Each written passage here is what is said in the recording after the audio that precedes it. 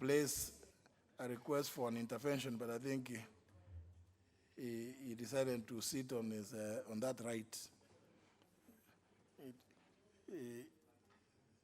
Honorable Katera, I don't. You can't play around with my mind. You either have your card or you don't have the one for the member for Baringo. How is it that your card is not showing on intervention? Yours is showing for intervention. Honorable Ketel. It is on now. It is on. Proceed. Thank you, Mr. Speaker. From the notification of my fellow... The same point you addressed, which is what the Honorable Mlele has said. And therefore, the clerk's office is the first one. What I do not know is whether the chair is going to have to be ready with a statement by Tuesday, as the Leader of Majority has said. Maybe Leader of Majority can confirm that also. It's also to the Budget and Appropriations Committee. Affirmative fund, release of funds. A statement. So yes, Mr. Speaker, I think affirmative fund is under Honorable Wario. The release, that is a committee that oversights. And even CDF, the chair is here. The budget committee just appropriates. So Honorable Wario should tell us when the affirmative fund will be released, because the minister in charge of that reports to that committee. but you see, the Affirmative fund. The member asking the question. GAF comes under labor and social welfare. It is a treasury and planning. Then I will ask the budget and preparation committee, and maybe if the statement can be given to me, I can also send to the minister to send. Just like the other one. Yes, just to send. We'll tell the chair to send to read the statement on Tuesday. Last question, statement by request by the Honorable Major Retired Bashir Abdullahi, member for Mandera North.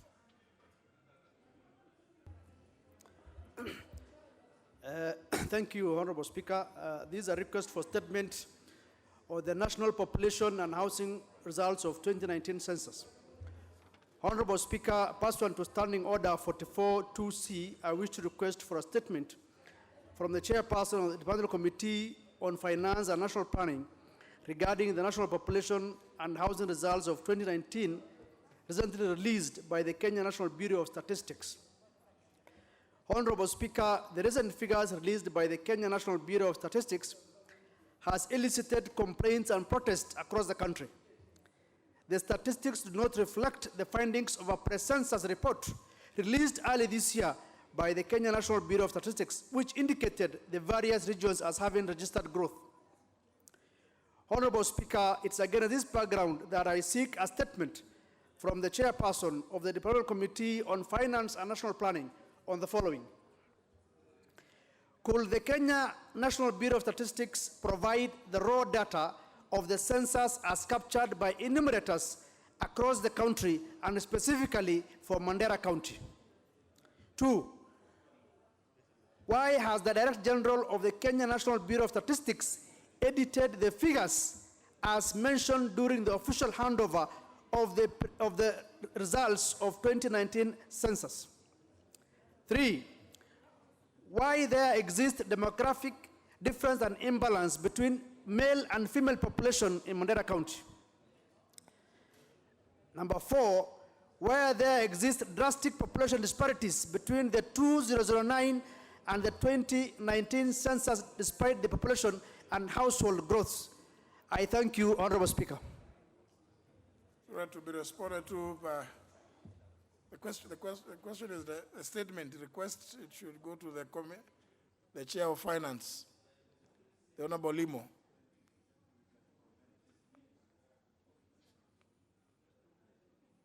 The Honorable Limo, the Vice Chair, Honorable Dirango Ihenya,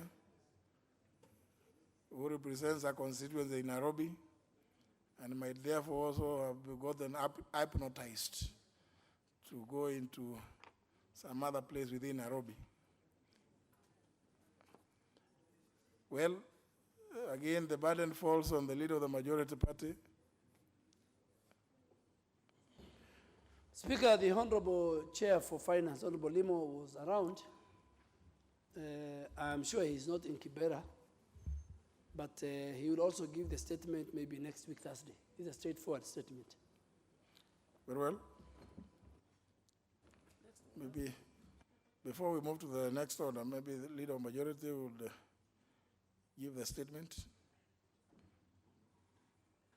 So, Speaker, pursuant to the provision of Standing Order 44-2A, I rise to give the following statements on behalf of the House Business Committee following its meeting held on Tuesday, 5th November 2019, and the withdrawal of the motion on the alteration of the calendar yesterday. And now we are back to our business next week. On Tuesday next week, Mr. Speaker, the House will consider the following reports of committee on delegated legislation because they have timelines. The annulment of the retirement benefits, occupational retirement benefits scheme amendment, regulation 2019, and the insurance motor vehicle third-party risk certificate insurance amendment rules 2019. Number two, the annulment of the Public Service Commission regulation 2019, legal notice number 65 of 2019. Number three, the approval of the value-added tax amendment bill regulations 2019, legal notice number 86 of 2019. Number four, the annulment of the private security general regulations 2019, legal notice number 108 of 2019. And number five, the annulment of the political parties funding regulations 2019, legal notice number 143 of 2019. The Speaker will also consider the following bills at the second reading. The Parliamentary Pension Amendment Bill, National Assembly Bill, sponsored by Honorable John Bandy, Bill number 45 of 2019.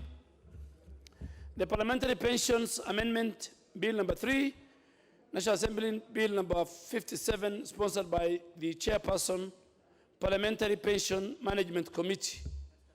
And number 3, the Competition Amendment Bill 2019 and the Insurance Amendment Bill 2019.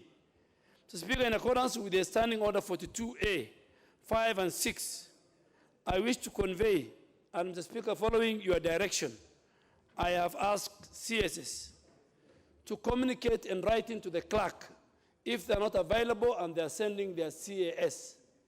So if a CAS has to appear to answer questions, the Cabinet Secretary must do it in writing to the clerk so that it becomes formal. And the First Minister is the Minister for Interior and Coordination of National Government, and he has confirmed to me that before the end of the day, the letter allowing the CS to appear will be with the clerk. So he has 15 questions by the following members: Honorable Yegon, Honorable David Sankok, Honorable Alpha Miruki, Honorable Joseph Manje, Honorable Nasra Ibrahim, Honorable Peter Masara, Honorable Silvanus Maritim, Honorable Moses Ijendi, Honorable Halima Mucheke, Honorable Rueda Obo, Honorable Benjamin Washiali, Honorable Beatrice Ngatha, Honorable Kamoti Mwakale, Honorable Kawira Mwangaza, Honorable Aduma Owor, Honorable Tindi Mwale, Honorable Gladwell Cheriot, and Honorable John Kanyuthia. So, Speaker, this will be very good because I'm sure once we start the live broadcast of committees, then members will have an opportunity where their voters and constituencies will see the question they are asking and ministers answering. And the last person is Honorable Jonas Mlolwe. The Minister for Defense will appear before the Defense and Foreign Affairs Committee on Tuesday, November 12th, 2019, to answer questions from the Honorable Kubai Iringo. And the Cabinet Secretary for Water and Sanitation will appear before the Committee on, of Environment and Natural Resources on Tuesday, November 12th, to answer the following questions. Questions from Honorable George Murugara and Honorable Tom Odege. And lastly, the Minister for Environment and Forestry will appear before the Committee on Environment and Natural Resources on Thursday, November 4th, to answer questions to, November 14th, Thursday, November 14th, to answer a question from the Honorable Michael King. Honorable Speaker, the House Business Committee will reconvene on Tuesday, 12th of November at the rise of the House to schedule business for the rest of the week. And I wish members who want to attend, Honorable Chanda is not here, who want to attend the conference next week, please, let's attend it, those who want in KIC. So if they come for tea and lunch, please accord them, but the chamber is now restricted. So we'll have our Tuesday afternoon sitting, we'll have our Wednesday full day sitting, and we'll have our Thursday afternoon sitting. I now wish to lay this statement on the table of the House, Mr. Speaker. Thank you very much. So the Catholics, the Muslims, the Protestants, the Anglicans, and all those who believe in God and who are Republicans by political affiliation, who believe in family values, you have won.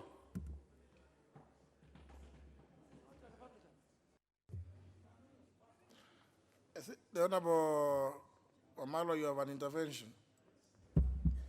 No, Mr. Speaker, I just want to take this opportunity to thank you for the decision. I just got a text message from one of my friends who is a member of parliament in America, who is actually a Republican. He has just told me to congratulate you and Honorable Duale for standing for the family, because I didn't know that that clip was gone viral. And today I was just sharing it with the nuncio, who is the official ambassador of the Vatican, and he was very, very excited. And indeed, as Africans, we must stand for family values. And I want to salute you for that, and thank Honorable Shamala, because it's actually Honorable Shamala who brought this matter up. And as Kenyans, and His Excellency the President has said it before, that this country, we have a constitution, we can't go against it, we respect the family, we have no business for issues of gayism, the issues of lesbianism, the issues of abortion, we are not there. And I want to thank everyone and every Kenyan for that. And there's freedom of association, of course, we'll be there to go and listen to them. But besides that, we'll also be having some side activities that will be going on at the Holy Family Basilica and the Catholic University of East Africa. You're also invited. Thank you very much, Mr. Speaker, and may God bless you. I see an intervention from the Honorable Dr. Eseli. Mr. Speaker, I would like to add my voice to the congratulations to yourself and Honorable Tuale, Leader of Majority. I wish we had the same enthusiasm in family values and the same enthusiasm about Christianity and Islam when we are fighting thieves and tribalists. Otherwise, it all sounds like hypocrisy to me.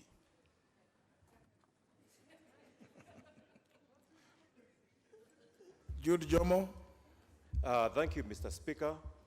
I want to add my voice to this as a member of the Pan-African Parliament. Mr. Speaker, it is very, very clear that this meeting was destined to Africa for particular reasons. It is only the African continent that is having positive population growth. All the other continents are declining. It is only in Africa where gayism, LGBT, and all those businesses are not appreciated. We don't even have a vocabulary for it. And what these people are trying to do is to bring a meeting here so that we can start talking about it. As we start talking about it, we think it is becoming easier and easier. They want to make it a habit. But this thing is abhorred by our culture. We do not have a place for it, and we should not appreciate it at all. So I'm asking members of Parliament who will go for those meetings to make it clear that there is no room in Kenya, there is no room in Africa for gayism. There is no room. Two. Sorry, there's no debate on this now, Honorable Jude Jomo. I thought it was an intervention for, there was, as though something was out of order. Well, so, I just wanted to enlighten members. No need. You know, I mean, the more, you see, they are very enlightened. Anybody you see walking through that door, getting into this hallowed chamber, is very enlightened. And those that brought them here know that the person is very enlightened. So let's just leave it there. Thank you for your comments. Next order. Order number 8, motion, report of the Committee of the Whole House on the Data Protection Bill, National Assembly Bill number 44 of 2019.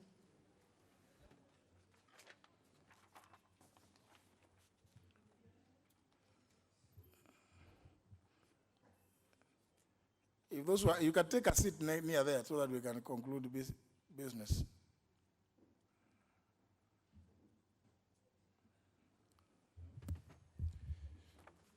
Very well, honourable members, let me first of all draw the attention of the House.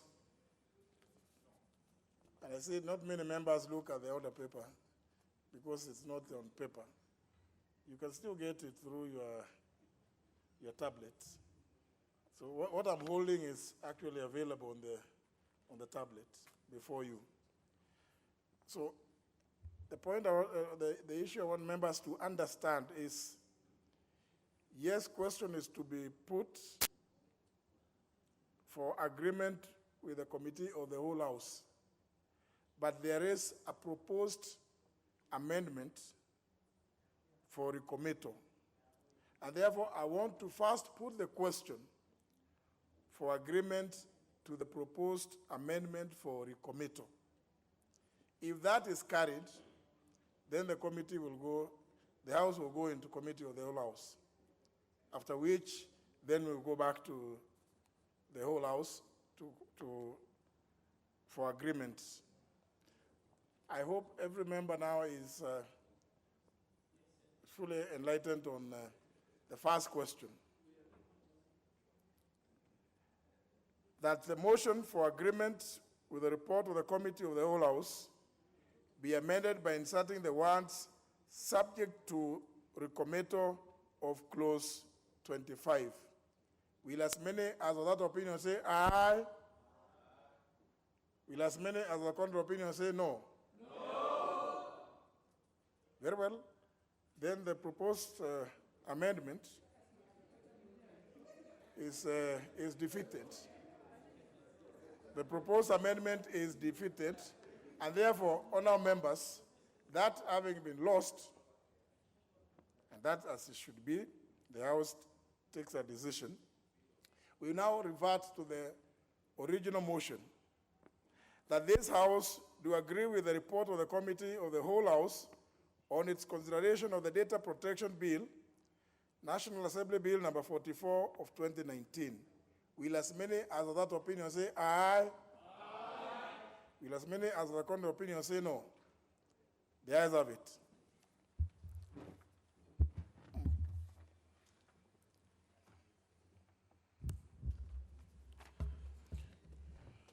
Mr. Speaker, even the owner of the recommittal is not in the House.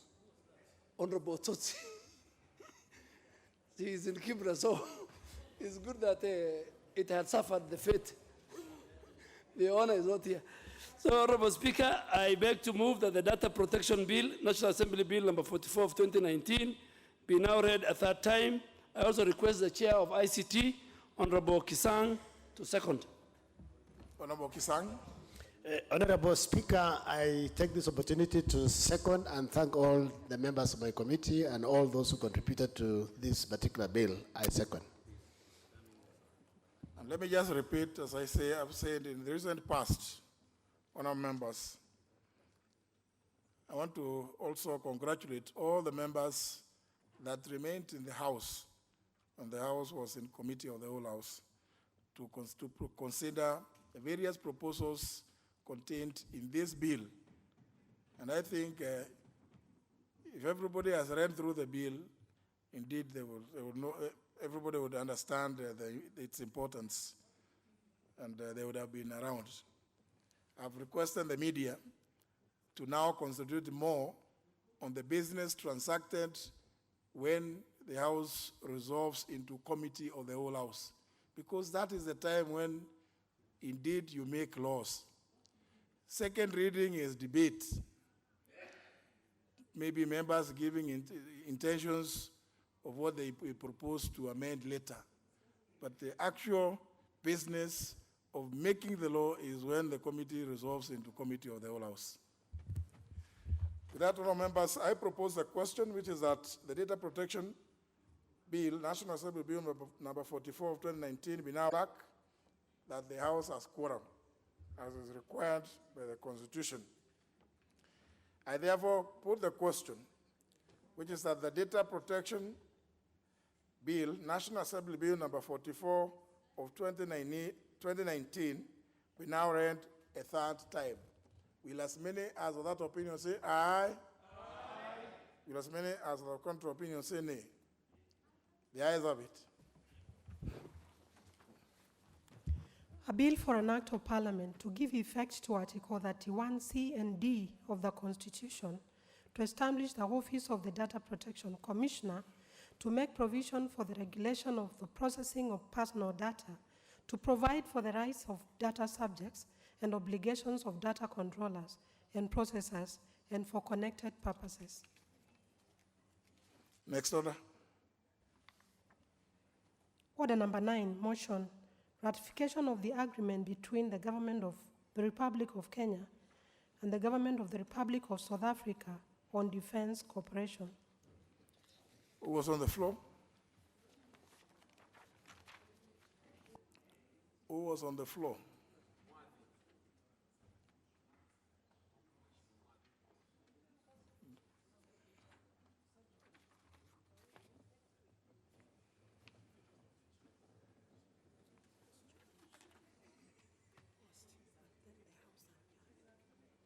Question was proposed. Now, honourable members, the record, the hands-on record, differs with what I've heard the member for Mosob whisper.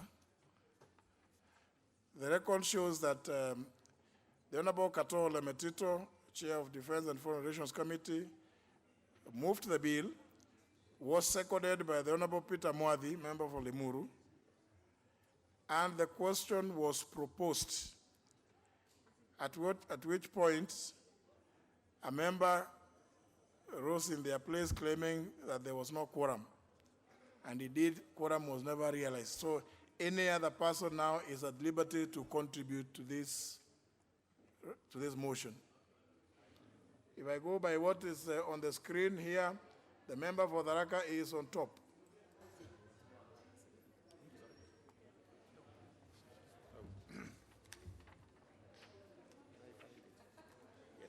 Thank you. Thank you, Mr. Speaker. Mr. Speaker, I rise to support the motion before the House that we do ratify the agreement between the government of the Republic of Kenya and the government of the Republic of South Africa on defense cooperation. This agreement is very important for this country in matters relating to security, that at all times we have to cooperate with other nations regarding matters that touch on security and safety of our country, and especially that touch on defense. Mr. Speaker, it is very important for the country, the citizens, and everyone to note that ratification of international agreements do not make them automatically enforceable in the country as law, even if they are ratified by our government, by the executive, by the cabinet, but they do take the force of law once they are brought into this house. This house debates those agreements and approves that they be ratified to come part and parcel of our international treaties. This is what is happening here. Kenya and South Africa have entered into an agreement to cooperate on matters defense, and this is the reason why this house is being asked to ratify that agreement. In view of the importance of this agreement and what this house has to do, I do support the motion and urge the house to adopt the same. Thank you. Honorable Shamala. Thank you, Honorable Speaker. I too rise to support. Indeed, I am very well aware that this negotiations on the defense and security agreement have been going on since 2007. And indeed, it was re-signed earlier this year by South Africa in 2019, I think February 2019. I'm assured by the defense committees that whatever issues and reservations the government of the Republic of Kenya may have had have been addressed. With those few remarks, I support. Member for Nyando. I thank you, Mr. Speaker, and I'm here to support the adoption of this motion. It is true that the new world challenge today is about security, with the emergence of indoctrinated groupings such as Al-Qaeda, Al-Shabaab, and many others. And therefore, this kind of ratification on matters defense, considering that South Africa operates on a larger economic pie than us, will go a long way to addressing these emerging challenges. And therefore, Mr. Speaker, I thank you and I support. Member for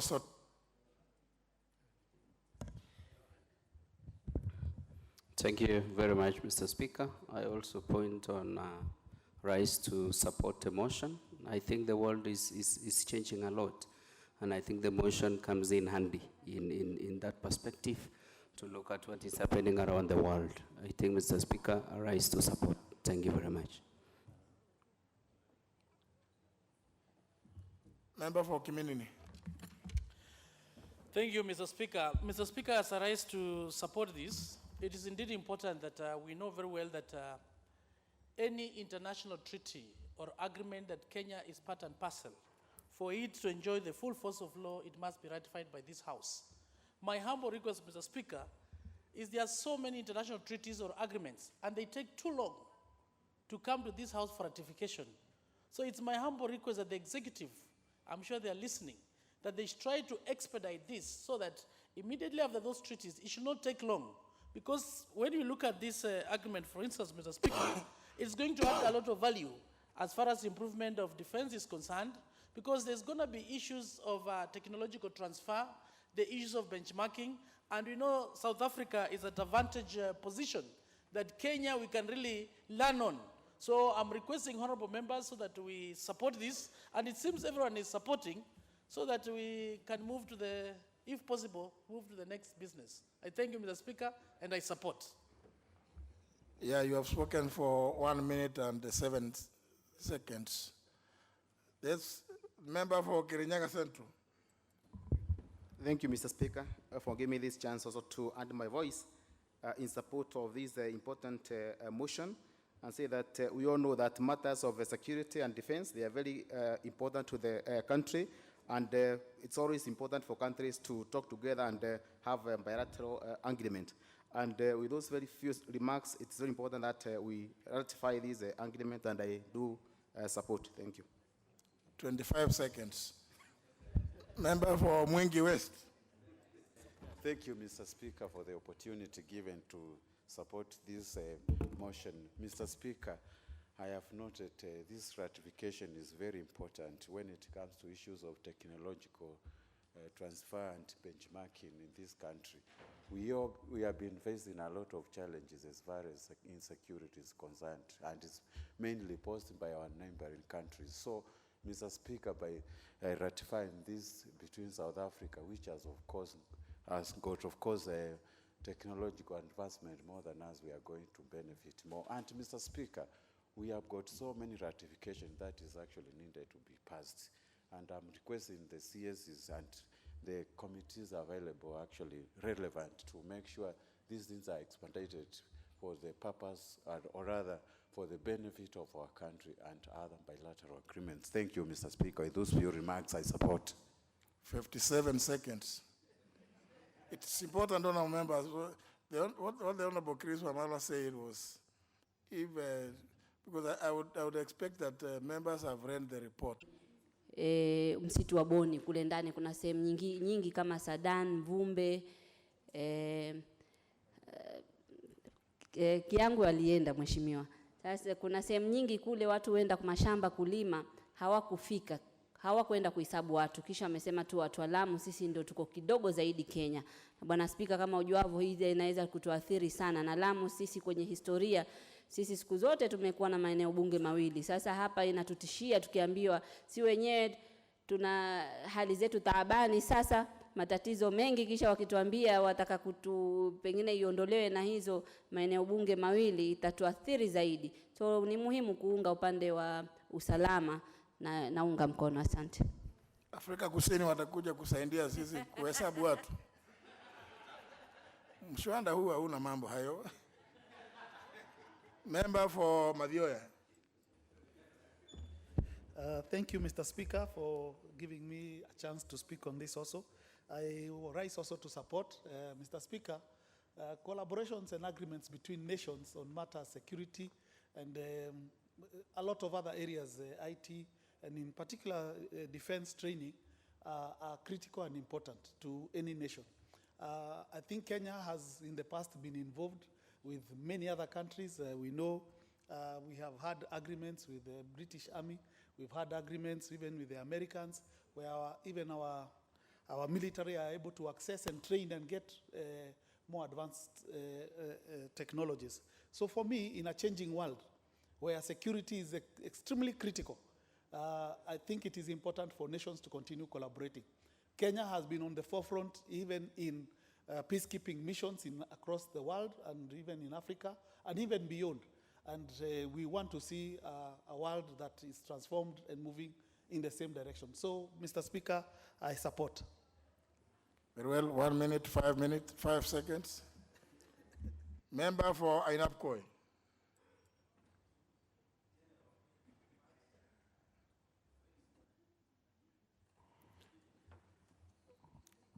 It's me, not him. I see it writing where. Aya. Honorable Speaker, sir, I rise to support with a lot of humility. I urge the honorable members that we move with speed, since defense is very key in any government. ICT, platform, infrastructure, globalization, and training. Training is very key. Therefore, since South Africa is #1 in Africa, we are #2 in ICT infrastructure. That is my statement. You can Google it. And Mr. Speaker, sir, since I know you, the great Socrates once said, the true wisdom exists is in knowing that you know nothing. Therefore, if we want, let's not volunteer information. Let's learn more than we volunteer. Therefore, I stand to support with a lot of speed. Okay, 1 hour, 10 seconds. 1 minute, 10 seconds. Honourable members, you see, I'm still seeing requests. And I don't know how much you can say in 25 seconds, but member for Kilifi North. Mr. Speaker, I would start also to support this motion and say that, you see, the way the world is moving, there is need to have defense and security in this world actually brought together so that people can coordinate in many things. Coordinating and working together with South Africa gives this country an edge in terms of security. Kenya is faced with a lot of challenges, the Al-Shabaab, the ISIS, all those things that give this world a problem can only be won when we are actually together and work together within the African context. And therefore, with that spirit, I also want to support with speed like my brother Chepkut. 46 seconds. Honourable members, let me just refresh your memory about a motion you passed here on 13th of February 2019, which is based on the provisions of Standing Order number 97.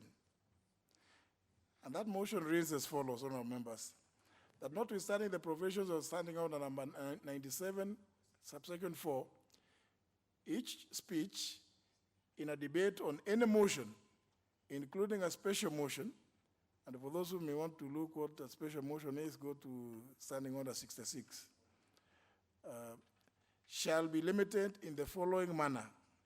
A maximum of 3 hours with not more than 20 minutes for the mover and 10 minutes for each other member speaking, except the leader of the majority party and the leader of the minority party, who shall be limited to a maximum of 15 minutes each, and that 10 minutes before the expiry of the time, the mover shall be called upon to reply, and that priority in speaking shall be accorded to the leader of the majority party, leader of the minority party, and the chairperson of the relevant departmental committee in that order. Remember that that was your own resolution on 13th of February this year. So 10 minutes. That's why I'm pointing out when you speak for 25 seconds, I thought like you have forgotten that resolution. Now, the next one on the list is the Honorable Tuwei, member for Mosop. Thank you very much, Mr. Speaker, sir. Mr. Speaker, sir, as a member of this committee, Defense and Foreign Relations, may I say that ratification of this treaty will be of great importance to this nation, because the treaty itself is one that is laying the modus operandi of the foreign military force, giving the framework on how the host nation can actually undertake relationship between the two. The treaty itself is concerned about the rights of citizens from the foreign force. South Africa and Kenya have a cooperation that we all cherish. Recently, Mr. Speaker, sir, you saw how the South African divers came in handy to help us when we had the tragedy the other day during the very incident. You saw the South African expertise, knowledge, and skills that we wish to the ministry so far, because this bill has gone through public participation. It got assent from the president through cabinet, and we are now on the final stage of making it be enforced through this parliament. Mr. Speaker, sir, as a member of Defense and Foreign Relations, I request my colleagues that for us to improve our forces and for us to improve in all sphere of our power, we must cooperate with the nations that have gone ahead in terms of technology. With those few remarks, Mr. Speaker, sir, I support. Not that I have not noticed. 5 minutes. Member for Kwanza.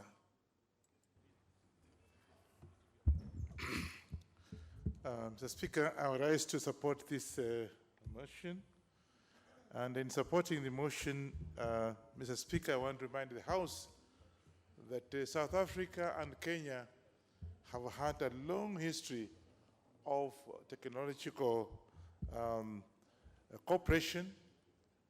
I remember, and I read the history of this country, Mr. Speaker, where South African trekked all the way and then ended up into my county, Trans Nzoia, and that's where they landed. I think that's the farthest they went in the north.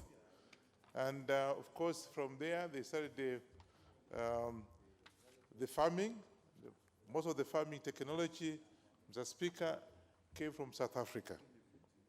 As my colleague has just mentioned, we had a problem in Mombasa, where we were unable to retrieve the body for almost 2 weeks or more, I'm not sure, and we had to get the assistance from South Africa, meaning, Mr. Speaker, that we can't shy away from the fact that South Africa today technologically is more advanced than we are here. And therefore, the exchanging of this program, Mr. Speaker, is just timely. And therefore, I think it's upon us as a House to be able to rectify this. And therefore, I think that to be able to assist us look at our current status in terms of technology and in terms of even awareness. I'm aware that some of the colleagues and friends and relatives have actually trained in South Africa in terms of military advancement. I know of somebody from my area, in fact, a relative of mine, who has been in South Africa for almost 4 years, and is based in Italy here. And therefore, I think, Mr. Speaker, I think it's timely for us to rectify this tweet so that can be able to advance. Given the fact that Kenya itself is also one of the fast-growing country in terms of technology, and therefore pairing with South Africa, Mr. Speaker, will be the right thing for us to do, to be able to move. We can't advance in isolation. And therefore, picking up on a country that is on this continent is the best choice, and therefore, I support this, and I want us to pass this so that this can be able to take effect as soon as possible. I support. Honorable Mbarire. Thank you, Mr. Speaker. I too rise to support this motion and say that I think it's important that the law does provide that all treaties do pass through Parliament so that the voice of the people of Kenya can be heard in whatever treaties that we may engage with as a nation. And Mr. Speaker, the reason I support this particular motion is because we all know that the world is becoming a global village, or is now a global village, that we all need each other to be able to advance, to be able to learn from each other. And looking at the partnership between South Africa, which is way ahead in terms of its economy and in terms of its advancement in technology, I think it is important that we have this partnership and this treaty so that we can be able to gain from them. But I also believe South Africa has a lot to learn from Kenya. If you are to look seriously in terms of real engagement out there in the AU, in Somalia, I think Kenya has more experience than South Africa might have, and therefore there will be lessons learned, best practices that they can be able to exchange. But because of the sensitivity of that partnership, it is important that there are clearly laid down regulations and rules that must be followed so that we may not end up in an engagement that can cause conflict between two very friendly nations. And I really hope that upon on implementation of this particular treaty, we can be able to see better performance and better running of our defense systems as a nation. And we have seen that even in terms of fighting terrorism, we've really advanced as a nation. We have better trained security officers who know how to engage and how fast to respond to such situations. We had the experience of Dusit, Mr. Speaker, that happened just the other day, but the way they responded showed you that we are better trained and that we are more equipped to deal with such situations than we were when Westgate was attacked, Mr. Speaker. So I'm hoping that this particular engagement will make things better for our officers here in Kenya, but even that they can be able to learn from our experiences back in South Africa, that right now may not be having the challenges like we have of terrorism, but obviously they would also learn a few things because you never know about tomorrow as this terrorism issue continues to spread across the globe. With those few remarks, I beg to support. Honorable Motavi. Thank you, Mr. Speaker. Mr. Speaker, as a member of the committee, we did do a thorough study on the agreement, defense agreement between Kenya and South Africa. And Mr. Speaker, defense agreements are very important to any country as, among other things, they enable transfer of knowledge and capacity building and sharing of information, Mr. Speaker. And Mr. Speaker, this is not the first agreement this country has. To mention but a few, Mr. Speaker, we do have an agreement with the East Africa Cooperation Defense Protocol. We have the Western Indian Ocean Maritime Agreement. We have an agreement with Denmark, United Kingdom, among others, Mr. Speaker. And Mr. Speaker, all these agreements are two-way. They are for the benefit of the signatory countries, Mr. Speaker. Mr. Speaker, the committee did confirm that the Attorney General had reviewed the agreement and gave his approval. So, Mr. Speaker, in terms of issues of legality, it does not contradict any of our laws, Mr. Speaker. But, Mr. Speaker, on the benefits, South Africa is a regional economic power and also military-wise, likewise, Mr. Speaker.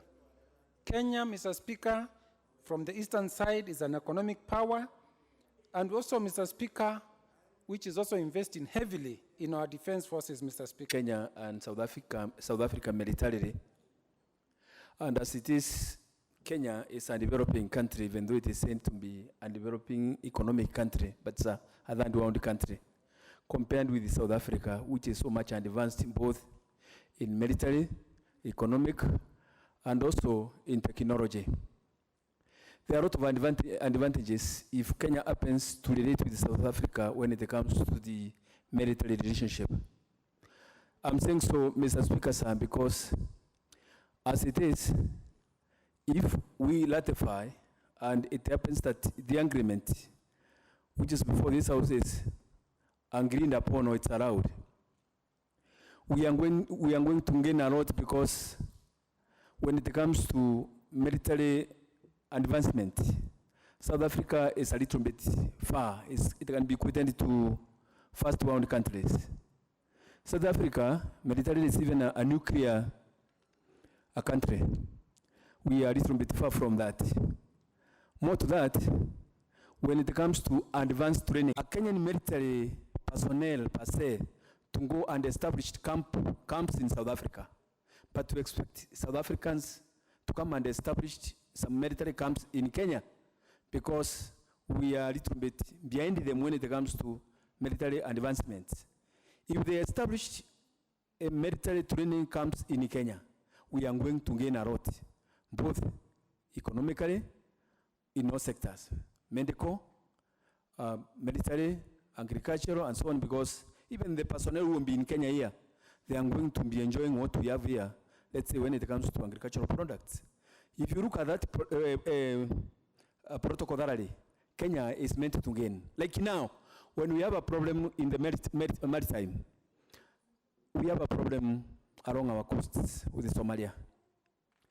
If we come to look at this protocol, it says that at a certain stage, we can even go further to have some agreements which can involve South Africans in our own issues within.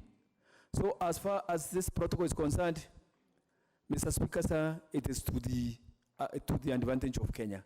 I hereby support the same. Thank you, Mr. Speaker, sir. Very well. There being no other requests to contribute. Thank you, Honorable Speaker, sir. And I rise to reply and start by thanking all honorable members for the overwhelming support that they have given to this agreement in terms of the provisions that are contained therein. That means they really care about the security of this nation. They want our forces to advance and to exchange the information and do capacity building with our partners, South Africa, who, like I echo the sentiments of Honorable Barire, also will be learning from our forces in terms of what we are better off than them. Honorable Speaker, just like I said when I seconded the motion, it is important that members who are here also know that this was subjected to public participation.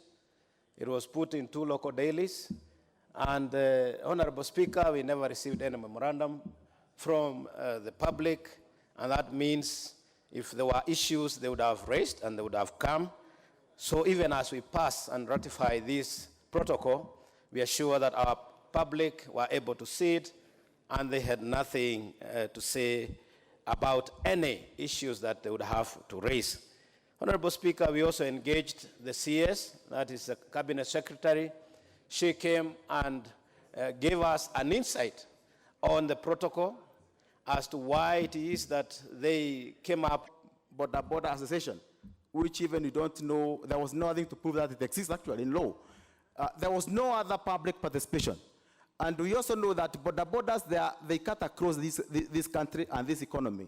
And the people who are normally involved in them, they are the young Kenyans, all over the counties.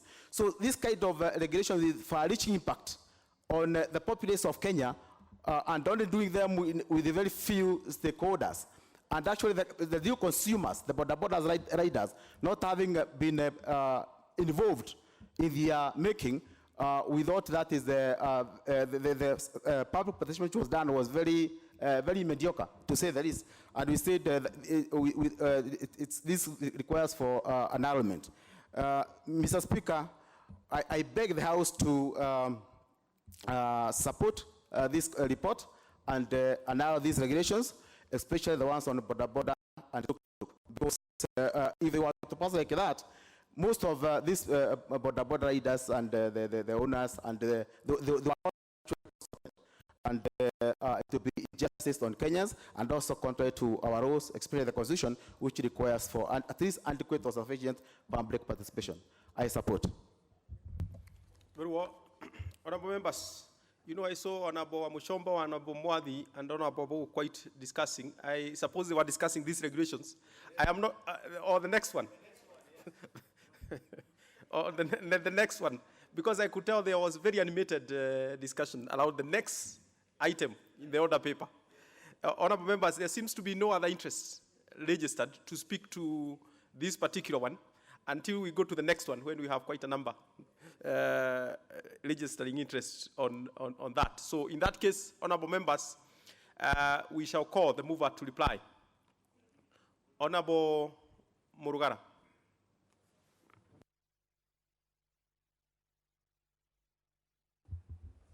Thank you. Thank you, Mr. Speaker. Mr. Speaker, let me begin by thanking the members who have contributed in support of this motion. These two regulations are very, very important regulations. However, our law is very clear that the regulations, when made, must comply with the Constitution, must comply with the Parent Act, and all the other acts. Number two, as Honorable Serone has said, it is vitally important that public participation does take place because this is a constitutional right given to every Kenyan, such that when we make laws as Parliament, as the National Assembly, as the August House, every Kenyan must have a hand in those laws. Every Kenyan must have a say in the laws we are making. This is one way of ensuring that every Kenyan knows which laws are being passed by the representatives they elected. It's also very important to note that the borders and the tuk-tuks in Mombasa, especially, the borders are used countrywide in the rural areas by citizens who are in the lower cadre of the economy. They rely on these borders for transport. Nobody wishes an accident to himself or herself. It happens like an accident. However, if we are to ensure that they are secure, let them participate in the regulations so that when they pay for the insurance, they say, we conceded to this. When they do not pay the insurance, they know they are breaking the law. So, it is not closed for this authority, regulation-making authority. Let them go back to the drawing board, do comply with the law, bring the regulations back, and I confirm to them, if they are compliant, they will actually be approved by this House. Thank you, Mr. Speaker. With those remarks, I beg to reply. Very well, Honorable Murugara. We shall ped putting the question on that particular item to a subsequent time. We get to the next order. Order number 11, the Parliamentary Pensions Amendment Bill, National Assembly Bill number 45 of 2019, second reading. Honorable members, this was to be moved by the leader of the minority party, And I've gotten notification actually that the member had actually written on his unavailability today. And in the circumstances, we shall step that down until such other time that the House Business Committee will sort. So the three members who are waiting for that item, there will come a time when this agenda will be in the order paper. Ensure that you keep your thoughts around that as fresh. There is nothing to revisit on this one. Next order. Order number 12, the Parliamentary Pensions Amendment number 3 Bill, National Assembly Bill number 57 of 2019, second reading. This was to be moved by the chairperson, Parliamentary Pensions Management Committee. Where is the chairperson? That chairperson seems to be somewhere where we don't know where. Yet this was in the order paper.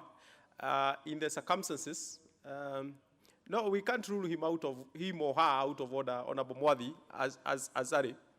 But it is unfortunate that the person is not here, yet this item is in the order paper. In the circumstances, again, we shall step that down. Next order.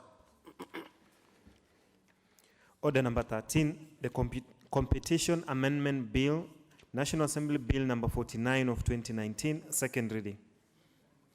Leader of the majority party. Yes, Honorable Barire. Mr. Speaker, I wish to request that we step down this particular order because the leader of majority was not expecting that we'll get here, and so he's not here to take us through the second reading. Or same for your reason that the leader was not expecting us to get there. It's not as convincing, but anyway, we shall step that down as well. I guess because we had... Bill, National Assembly Bill number 50 of 2019, second reading. Leader of Majority Party, I guess, Honorable Barire again. Yes, for the very same reasons, Mr. Speaker, I wish that we step down order number 14. We shall step that down as well. Next order. Order number 15, the County Government Revenue Raising Process Bill, National Assembly Bill number 24 of 2018, second reading. Leader of Majority Party, Honorable Barire. Yes, Mr. Speaker, the same fate, I think, befalls this particular order, so I want to request that the order be stepped down until the next allotted day. Or for our orders, I had for the previous orders that that be stepped down as well until such time when the House Business Committee shall sort reschedule again. Honorable members, there being no other business, the time being 4:31 p.m., this House start adjourned till Tuesday, 12th November 2019 at 2:30 p.m.